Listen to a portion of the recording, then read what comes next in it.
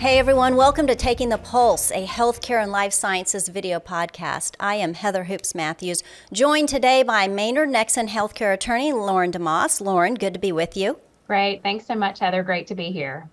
And Lauren and I are joined by another accomplished Maynard Nexsen attorney, Sarah Glover. She focuses on cybersecurity risk assessments, data breach responses, and cybersecurity compliance and training initiatives. I know a lot of things that make people stop and listen. Sarah, thank you for joining us today. Yeah, thanks for having me. Can you start us off by just talking a little bit about what the Maynard Nexsen cybersecurity team does to help when somebody has an incident, some sort of cybersecurity incident? Yeah, happy to do that. We always advise clients that your first call when the fire alarm goes off, digitally speaking, should be to outside counsel. So we prefer to hear about an incident, a suspected incident, right when it happens, because what we really do is we send in a legal SWAT team. So we come in, it's crisis response at the end of the day. We are brought in to quarterback the organization's response to the incident, because when you get hit with a security incident, a lot of work streams get kicked off simultaneously, and the organization is in crisis mode, and it helps to bring in outside counsel to come over on top of the response from the jump to manage those work streams in a way that mitigates legal, operational, reputational, financial risk. If you don't bring in legal at the very beginning of an incident, there are a couple of things that we worry about. One is that the attorney-client privilege, I think, is one of those components of incident response that is often overlooked or not thought about. But if you think about all of the discussions that swirl following an incident, why did this happen? What did we do wrong? Or what did a third party do wrong? What's the risk to us? A lot of email chatter, documentation gets generated during incident that we would love to not be discoverable in downstream litigation. So bringing in outside counsel at the very outset establishes, reinforces, applies the privilege in a way that protects the organization's response. The other thing that we worry about, if legal counsel isn't brought in at the outset, is that companies can deal with some pretty aggressive reporting obligations from a timing perspective. We want to make sure that those are met and to reduce legal and compliance risk. So report to legal early and often is the advice. And again, we come in and just help kick off the technical investigation, development of internal and external communications, IT recovery. If it's a ransomware attack, we will engage a ransom negotiator to engage with the threat actor, PR, media, your insurance carrier, your broker, certainly the legal analysis, but all of those work streams that get kicked off when an incident happens, we come in and really help with all of those over the top. Sarah, when I think about kind of cybersecurity exposure, maybe over the last probably decade, 10 years, there's probably been a shift from organizations being like this, we're not going to have a ransomware attack or no one's going to click on the wrong email to, okay, if you haven't had one yet, it's going to happen, right? Like, I think there's been a clear shift in like, oh, there is exposure here and there is, a risk. So when you think about healthcare providers, based on your experience, what's kind of the biggest risk factor out there for healthcare providers? And then I think expanding it a little bit into kind of, companies that service healthcare providers. Yeah, it's a great question. I think that in the healthcare space, especially because PHI is so valuable, it's valuable to patients, certainly it's valuable to organizations. It's also, unfortunately, valuable to the bad guys. So healthcare organizations have targets on their backs. Ransomware attacks are unfortunately common everywhere, but they're especially common within the healthcare space. So, valuable data aggravates the risk to an organization. Healthcare data is certainly valuable from a number of perspectives. So, with respect to what the biggest risk facing healthcare organizations is, from my perspective today, I think that third and fourth party risk is really one of those things that tops the list. So as a covered entity, as a business associate, you could have your house in order. You could know where all of your PHI lives. You could know how it's secured. You could feel good about that. But to the extent that you are sharing that data with service providers and they're sharing that data with service providers, et cetera, there's only so much control you have over that. I mean, if you think about with healthcare data and all of the hands that touch it and the eyes that see it as it gets processed in the provision of healthcare related services, that data has a lot of tentacles out there in the environment, and it's hard to lock it down the further downstream you go. And so what we're seeing is really an increase in these third and fourth party vendor incidents. And that can manifest itself in a couple of different ways. But for example, if you were a covered entity and you outsource a critical operational function in the provision of healthcare to a third party, they have a ransomware attack and cannot operate, that directly impacts you. If they have a data breach and your PHI that they hold, gets stolen or gets accessed, that directly impacts you. So, if you can imagine sort of all the ripples downstream that PHI and health related data can cause, that's the thing that gives me heartburn as outside counsel. It's the thing that I think gives healthcare companies a lot of heartburn, is just thinking, how do you protect data when you've more or less lost control of it downstream? Yeah, I agree, Sarah, 100%. And you think about different ways folks want to use data and the ability to de-identify it and claim it's been de-identified. That gives me heartburn sometimes too, is pass along information and you say, well, it's de-identified, and oftentimes it's maybe actually not de-identified, and they actually have PHI and they're using it for all sorts of different purposes. So yeah, as the information spreads, the risk, I think, increases.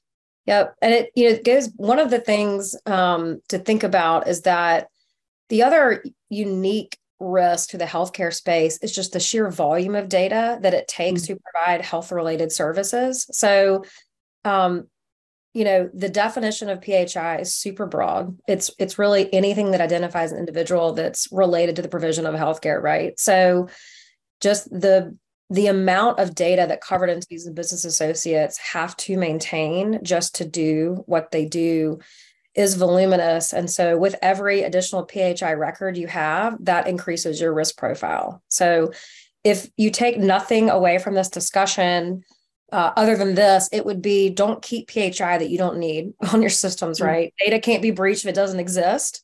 A lot of times a company will get hit with a ransomware attack, data has been stolen, and we come to find out that it was the set of data that sat somewhere that someone had forgotten about, right? Like sort of in a dusty digital closet somewhere. So, data retention practices, data governance practices are super important to reducing the risk, especially for healthcare organizations, because they sit on so much data. Sarah, if I'm the hospital CEO or healthcare system CEO, I'm probably not sleeping at night if I think about this too much, especially to your point about the third or fourth down the line vendor. What can a healthcare system do to mitigate that risk of PHI getting out at a vendor downstream? Yeah, it's a great question. My advice is always to think about vendor risk management kind of holistically. So, at the top of the call, we talked about the fact that there's been this shift in mentality from, it's not a matter of if you get breached, it's a matter of when. The other shift that we've seen is that data security risk used to be thought of as an IT risk. It's something that our IT department deals with. And the shift has been to understand that data security risk is an enterprise risk, and it touches all departments. Similarly to that, vendor risk management specifically is an enterprise risk. And my advice would be to treat it holistically from the perspective of the vendor relationship. So from due diligence through contract negotiation, through onboarding that vendor in your system, monitoring them on an ongoing basis. When the vendor relationship is over, offboarding them? What does that termination, deletion of data look like? So to think about the relationship kind of cradle to grave, so to speak. So, in terms of what that looks like, practically speaking, the areas where you can most effectively mitigate the risk that these third and fourth parties present, one, during due diligence. So are you doing, your research when it comes to the organizations that you entrust your data to?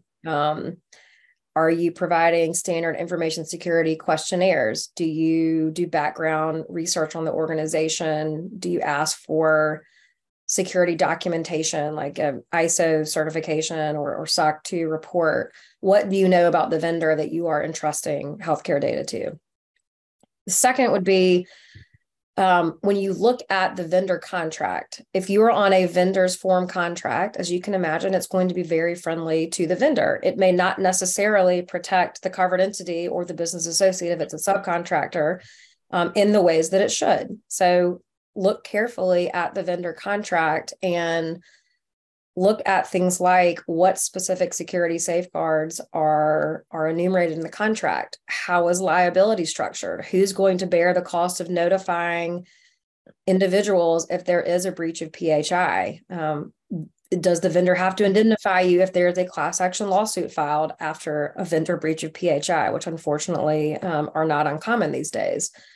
To the extent that your vendor has vendors, what do they have to do? That fourth party risk, again, hard to control, but you can contractually require your own vendors and service providers to pass down security requirements downstream, and that protects you as well.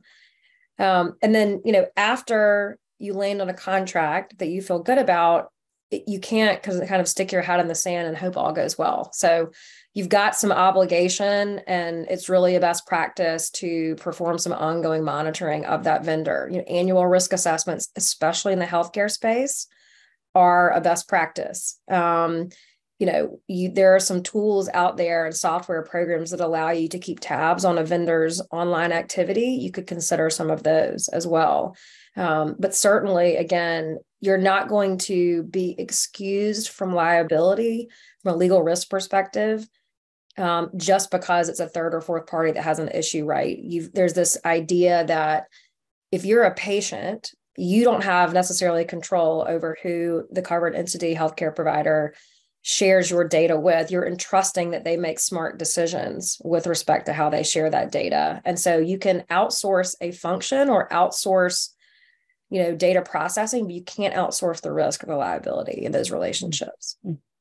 Yeah, Sarah, when you think about, risk, and I know working with clients over time, historically HIPAA in particular, and I know there are other kind of data security, there's state laws now too, didn't have a ton of teeth to it, meaning, kind of, well, what's my risk? If we experience some sort of HIPAA incident, not so what, but really, what are the big risks? And you mentioned class action lawsuits, but kind of thinking through your experience, I think it'd be helpful for folks to hear. And obviously from a monetary perspective, because that speaks a lot. What are different ways the risk manifests itself? Meaning, what are the actual costs that could be incurred if there is, a breach at the organization level or some sort of incident at the vendor level? I mean, I think you and I know from experience, the costs begin to add up. And I think there's a lot of ways that risk and exposure can increase drastically. But what are kind of the top things you would say folks need to be aware of that really, show this is a real risk, especially from a monetary standpoint? Yeah, happy to talk through that. I think it helps to think of data breach costs from a first and third party perspective. So if you are a covered entity and you experience a security incident, you are going to have some immediate financial impact starting on day one. You've got to hire outside experts to help you through it. Outside counsel, forensic firms, ransomware negotiator if it's a ransomware attack. You may be onboarding outside PR. To the extent that the incident results in notification, if it's a high enough volume, you're probably looking at engaging a third party to mail those notices, provide credit monitoring, stand up a third-party call center. All of those sort of first-party costs are things that the covered entity is going to start incurring really early on. That can be expounded if there is a significant operational impact. So if you are a healthcare provider and you cannot turn your computers on because of encryption following a ransomware attack, think about the disruption, think about the overtime to employees to have to deal with that disruption, services you can't provide, workarounds, procuring replacement equipment. Those are other examples of first-party costs. Third-party costs are definitely the largest line item, ones that we would hope could be avoided if the response is handled well. But the reality is that if you have a healthcare breach and the head count is high enough, class action lawsuits is definitely a risk. Regulatory fines and penalties could be a risk as well. But data breach class action lawsuits, have become more and more common, and healthcare data in particular drives up settlement costs. So PHI is valuable to not only threat actors and to organizations, but also from the perspective of settlement value. So having a healthcare-related breach is going to make litigation inherently more expensive as well. Nobody wants to hear that, that's for sure. What should covered entities and business associates do first to try and mitigate risk? Yeah, so I know I focused on a little bit of bad news just now. So let me pivot to good news, and that is that organizations that fare the best in an incident situation, because I do think it is a matter of when, not if, but there are certain proactive measures that you can take to mitigate the fallout from an incident, financially, legally, operationally, and to better prepare an organization to withstand an incident. One of the things to do, I think, most immediately, going back to vendor risk management, is take a look at your top service providers, the ones that process the highest volume of PHI for your organization. Dust off the contract, take a look at whether you would be adequately protected if that vendor had an incident. Take a look at whether that vendor is currently required to protect PHI in the ways that it should.